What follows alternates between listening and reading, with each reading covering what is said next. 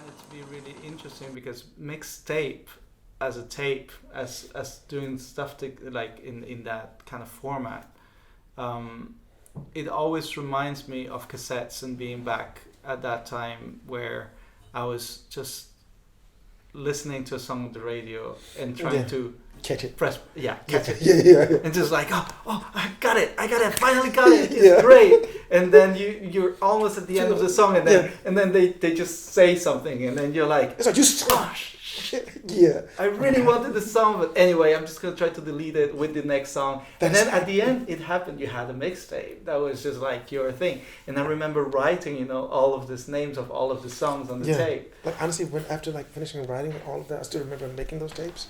After like writing it down and having it all done and having the label, I just felt like so accomplished. Like everything was like just right. Yes. So I actually had two different kinds of mixtapes. It was, at one point I used to buy like at least a minimum of like 3 CDs a week, basically, like pretty much from like the day jobs. Like I would pretty much go without lunch just to be able to like buy more music. So I would actually like do that and then take like the blank cassettes and then make like copies of it and then make like mixtapes of what I just bought basically. And that was, that was just like what it was. But also to me at this moment, it's just something that's very there. It's just kind of, I guess, a certain intimacy to it with it being able to make it. But the initial idea with it, honestly, was me and a homeboy of mine, Namdi, when we were like in college, used to have this saying of never trust somebody with a whack music collection. And the thing is, it's like, of course, as time goes by, that kind of like changes because that was just kind of like this sort of younger like stamp and proclamation. But the fact of the matter though is like still, even though I won't say I won't trust them, it's kind of like I do realize there's a certain harmony, a certain synergy that happens when somebody has a particular taste, and I do kind of see that, and it's always like in the back of my mind. And not only that, like another thought that's been in my mind a lot lately, somehow, so me and Paul, when we were talking yesterday about somehow we ended up talking about the nature of like borders and if getting away from the idea of like different countries and like sort of like the othering of like other people, then you realize that it's a humanitarian issue, a human issue that needs to be addressed as such. And when you say that it's okay, somebody from something other than yourself, then it makes a certain like psychological distance that creates a situation for you to allow for that atrocity or that wrongdoing to take place. I was thinking about that, but then I started to think about, the picture of the world, yeah? Like one of the first photos of like the earth.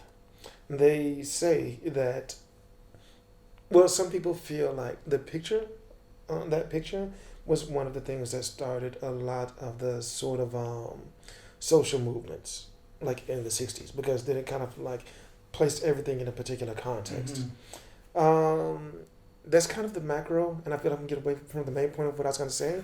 But with this sort of like mixtape menage and becoming familiar with someone and thinking about like the places on like the earth and the things that connect, one of the things that stood out to me, it's actually like a lot that stood out to me in the list that you sent, but like it's two main ones I can talk about. So on the Mixtape Menage website, there's a part that's called Memories, yeah? And so like what I do is I get different people to just talk about a song and the memory or the epiphany they have associated with it. And so of course to start that off I have to write a couple myself. And so I still write it and I still like put it out. I write them occasionally and I just write it out as it goes on just to kind of keep it moving. One of them was actually Hunter. Wow. I have a very specific memory. I actually already wrote it, and I just haven't posted it yet.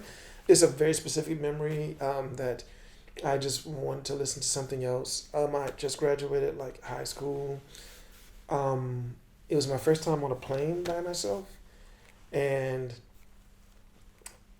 when the plane started to take off is when I pressed play on the Walkman because I just found like Homogenic in the airport, Atlanta Hartsfield, and as the like plane starts to take off, the sounds start going in. So that sounds like it was like playing like the backwards like parts. Yeah. And then when it starts to like slowly like lift up, then it's like dun dun dun dun dun dun.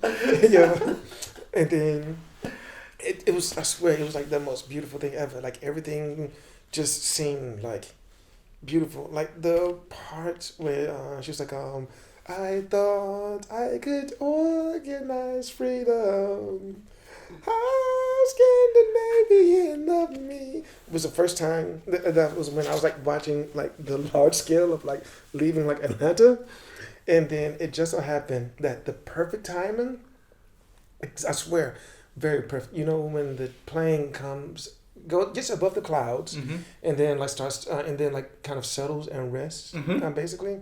That was the exact moment that the next song played. Like the strings, yeah, that's the exact moment the strings started to play. Start. Exactly. That's such an album, though. No, it's so, yeah. It's like beautiful. But what I did want to bring up though is Pyramid Song, because I actually did another one of these where the other person had a thing of everything in its right place, and Everything in Its Right Place was a very special song for me. And so was Pyramid Song.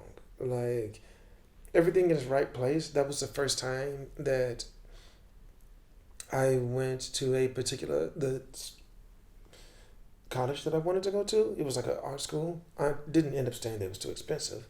But that was like one of the first times in my life where I was just kind of like, yo, this is like what I want to do and this is what I'm going towards it.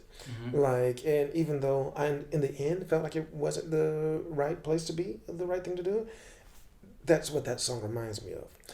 I say also Pyramid Song too, because that was one of the most beautiful things I had ever heard at that point in time. And I was kind of always like a little bit like, felt weird about the fact that that particular album was supposed to be like the like throwaways from like the Kid A album, basically. I thought it was more of a continuation, so a second part. Yeah. So they just wanted to do it in two parts. That's my understanding of it. That's kind of like what ended up happening. But the thing is, like, they were all created in the same session. In the same session, yeah. Yeah. So I also remember Pyramid Song because it was apparently they wrote the entire thing in like 5 minutes apparently, and it was just the most like beautiful thing like ever. Just that beat. Yeah, it's just like, what? How do you mix that beat with the drums, and it brought a little bit of jazzy element to it, and at the same time not, just. Yeah, it was just, and that was like the first time that I really loved like Tom's voice. Like I was like, okay, this white dude can actually sing to me, it's fine. Like, just sing, just serenade me, it's fine. Yeah, I think it's interesting that those two songs, in terms of Hunter and from Björk and Pyramid Song from Radiohead, for both of us have been something that influenced us to a certain degree. Yeah. I don't know what for, like it did for you in sense of sound, but I've been very interested in sound forever, and I think the fact that I studied physics and I went into understanding what sound was, or trying to grasp what it was, just trying to understand where synthesis and all of this comes from. When I listen to something, I try to understand beyond the melody and the rhythm and how it's written is also what kind of instrument was used with another one to be able to put them together. And for me, Hunter is definitely one of those where you're, for the first time, you're hearing something that sounds like an accordion, and it probably is, with this kind of very deep kind of trip hoppy beats at the time. Yeah. Really well, like electronic, but with a real body together. Yeah. And with a voice that just comes out of everywhere. Yeah. And fills up the space, even though it's completely empty in a way. Yeah. And I think that was one of those first songs that made me listen more also into headphones. Yeah. Like it's one of those songs that you just listen in your headphones and you want to stay there. Yeah, it is very much a headphone album. It's a headphones album. And Yeah. the whole album. But that song in particular for me just makes that you know the rhythm that just goes like into, the stereo. different. It's just the stereo image is very interesting. And the same happens somehow in Pyramid Song, where the mix of the whole drums is so different. It just fills both of your ears, which is, I think they started to make me understand mixing very different, like, or take a step back into what mixing was, or trying to understand what it was and how it worked, and also putting together sounds that are a little bit different than just a rock song, you know, that we used to know a little bit better how it was before. So I don't know, I just want to say that for me that used to be, those are two songs that also came out kind of at this not same but similar times, maybe 4 years apart. 3 years. Oh yeah. Like 98 you're right. is Homogenic, and 2001 is Amnesiac, right? Yeah, no, you're right. I think something like that. I'm just gonna say yeah. So, but for me, it belongs to the same kind of years of my teenage years. Yeah. Where I was maybe just discovering a lot of things about myself and life in general. So man, it's funny that you're talking about this stuff too. Another thing I want to say, because you were talking about what led you into music. So for me, something that's funny is with the weird ass music that I do. One thing that always had a huge influence on me was, have you ever seen Purple Rain? Not. You've never seen it? No. Unfortunately. You need to watch it. You need to watch it. Yeah. Yes, sir. You should be ashamed. Shame. I know. Yeah, but so there's one point in there where Prince is like, he has like Apollonia there, yeah. And he's there being like all Princey, and like he's just like walking around and plays a tape like while she's like in his bedroom, and the tape that's playing, it kind of sounds like it basically sounds like a woman like pleasing herself or being pleased, like just like moaning, like very like sexually. But then like Apollonia just does her thing. It's like the 80s, remember? And she's like, sounds like you're making some woman very happy. And then he just does his Prince thing. He's like, it's actually a woman crying backwards. And I was like, oh shit! Like, that shit blew my mind, because I was like, okay, think about it. It's like these varying like emotions, and then like just because of the way that it's actually like applied or processed like chronologically, it changes the external interpretation of what that thing is. Mm-hmm. So with that moment, like I had so many questions. I was just kind of like, are those two things like related? And what way are those two things related emotionally as well as like sonically? And that just blew like my mind. So this was like a big thing, and I was 4. And so I guess doing experimental music, this was a big part of me. I guess I'm using that to segue and set up So, That's amazing. what made you want to go and just study sound as far as being a physicist?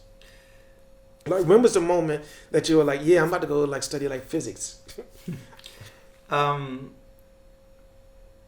it's a funny thing, but I somehow was quite good at physics when I was at high school. Mm-hmm. I didn't understand why. I just know that um, I I could solve all the problems and stuff that my teacher was telling me to do very quickly and accurately, and it felt it was easy. Yeah. Um, I didn't understand completely why, but it's a I don't know. It's one of those things. Some people are great are at writing. Some people are great at acting or at Mm-hmm. playing an instrument. For me, at that time, it was just I was good at solving physics Okay. problems. Weird. But physics is cool. And yeah, and I had this curiosity, like really. I've always been very curious about things, and I think just asking questions about how or why or when, like trying to understand things that happen around me. Mm-hmm. And physics was allowing me to do this, just understand the nature that was, or a vision of the nature that was happening around me. And I think that's when I realized that, well, what we're hearing is sound. Physics is definitely, like the way or one of the tools that will allow me to understand this a little bit better. Yeah. There was no. I grew up in Venezuela, so in a like university town in the southwest. Unfortunately, there were not like sound engineering or music schools at that time Yeah. to study at university. So I was left with the option that if I wanted to do a university degree, then Mhm. it had to do, it had to be something that I was agreeing with. And at the time, I was thinking either psychology or physics. Yeah. Interesting, but I didn't want to go into like medical school at all. Yeah. So physics was something a little bit more Interesting. clear. Yeah. I wasn't the best student at university, funnily enough. Fair enough. Like at high school, it was amazing. At university, it was kind of a mess. I think it also was because I started when I was 17, and I think those are the years 17, 18, 19. You just want to be with your friends, and Mhm. you're learning so many things about yourself and more about life than about study. So Yeah. I think I left the studies a little bit aside for a while, and focused more on having good friends and playing at a band, being trying to understand what music was in that kind of sense. Oh, so you were playing in a band? I used to sing and play a little bit of keys in a band that I had with 4 other friends. Yeah. What kind of band? What kind of band was it? It was very funny because we were all into different kind of rock and guitar music. I was kind of the only one that was very deeply into more electronic stuff, Yeah. and I think I was bringing that to the whole band. Yeah. And but everyone else was either in a kind of like rock or experimental rock or something like this side of things, and we were making some kind of Brit rock infused experimental kind of thing. So I think also in my influences you could see something like Placebo, which is a very funny band to like think of as an influence, but for us it was that kind of time where mixing production, like well made production with guitars was interesting, and they were doing that on the first albums that they came out with, and there was this whole teenage angst and all the stuff that we were going through. So I think that meant a lot to be able to play some of those songs, for example. I mean, at the end we recorded a couple of songs that we did, but we played at some festivals and stuff there, but it was never something that could continue because I was the first one to leave Venezuela from my friends, and I left to Paris, and I mean that meant that the whole situation, the whole group stopped. But it was influenced by Radiohead, Placebo, Blur, Deftones, Sigur Rós. Even though I do have to say, we had MySpace. Oh yeah. So it was very interesting because we had a MySpace. We actually uploaded stuff there. But then they like erased everything at some point. Yeah. Yeah. No, I had I had a couple of things on there actually, but they just everything's gone.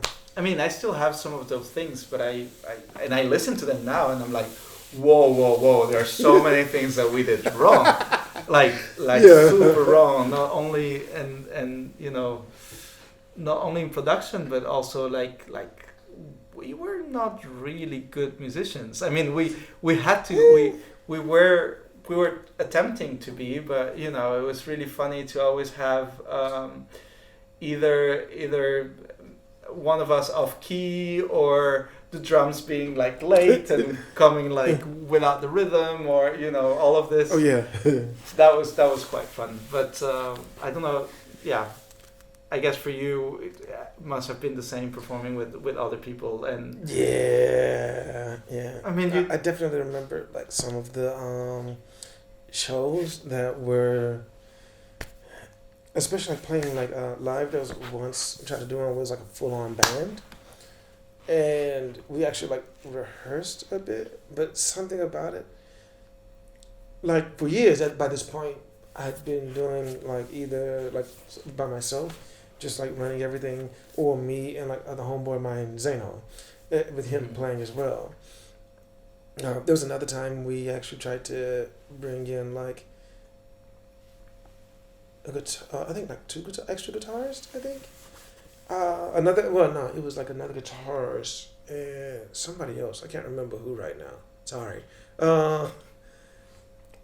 And somehow it just wasn't like panning out that day. It just really did not pan out. And there's definitely like a lot of fun mistakes that were made earlier. Also with just being like nervous about being up on stage, or kind of like also the point of like over expecting things from myself. And I would be like freaking out. But I never had of it. I never had stage fright. That has never been my thing. I think it's one of those things that I don't. But this is the thing that it was for me. It's funny, when I was younger, I used to like not like to be up on a stage. It's this weird thing with me that I know when and when not to have like a sort of stage fright. It's more of a stage anxiety. Maybe that because yes, fright is a little bit a bit too harsh. Because the thing is that I honestly in a certain way kind of like it, because the thing is that you take that anxiety and then you channel it. Like even like now, I still have this like to this day. Whenever doing something, like I don't want like the ceremonies, whatever. Like I just go, and to get through that stage anxiety, that's the way that I started to like perform. So whenever performing, I wasn't one of those people that came up and was like, "Hey, I'm Eiliyas. We're gonna play a couple songs for you." I never did that. It was always like you go and then you like get a sound started. And then you put like a shit ton of reverb on it, and then it started off just like that, just to kind of get like a energy going. But then it became that I realized how much I love the drone aspect of it, and so I started to take that, and it became like sort of composing with these sort of like feedback driven drones, until getting to like a particular like breaking point, where I kind of would shut off all of the reverb and then just go. And so like that was like my hello. So like even now, that's why when he's talking about starting the camera, I'm just like, don't even think about it, just go. Just start. No, I found it so interesting because when I first met you, I thought, wow, he's such a beautiful soul, but also shy. Oh. Like in a way, like super shy, and I could not imagine you just like going on stage and with, like, I don't know, with sort of like distortion and all of this, and just like go on it. It's you're one of those who definitely surprises us. I mean, in that kind of sense, but yeah, I mean it's just it's all part of it. But I do remember I do remember everybody in the company like loving like you though. Some. Yeah. Well, yeah. I've had some Okay, very so good most- friends, I must say. most. I've had very good friends. And But I have to say that you were definitely like part of me, like loving that period of time, like actually like being there. Like as time went on, things kind of like changed. No. But like I used to always tell people that when I first started working there, I was like, I've never been worked somewhere where there's so many people that I would actually invite over for dinner. Yeah. I think that's definitely one of the positive sides of that environment, is that the people that we were working with, there were just many of them very genuinely passionate about sound and music and people. And I still have so many good friends from there. Yeah. Just because we connected to it in another level than just Just work. Yeah. It's much more than just work. Can you help me with the video here? Or can you help me with this? It's a different kind of situation. It's I mean, things change. We all go through different things, and I think it's also good that the companies, we're talking about Native Instruments, of course, here. Yes.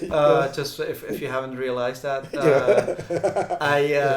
I'm very happy about some changes happening right now, where I feel there's a honest will to change to some positive things, and there's people really trying to do extremely good work, especially with the whole community thing, blog aspect, community, like trying to bring something a little bit different together. And I appreciate this, and I think the community, the sound community, needs this to a certain degree, to have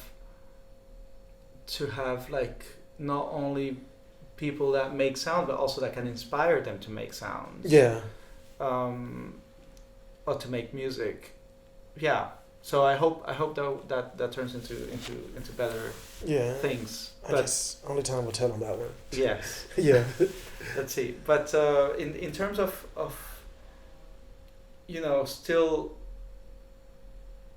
still like talking about live shows now and stuff that we were talking a little bit before, I'm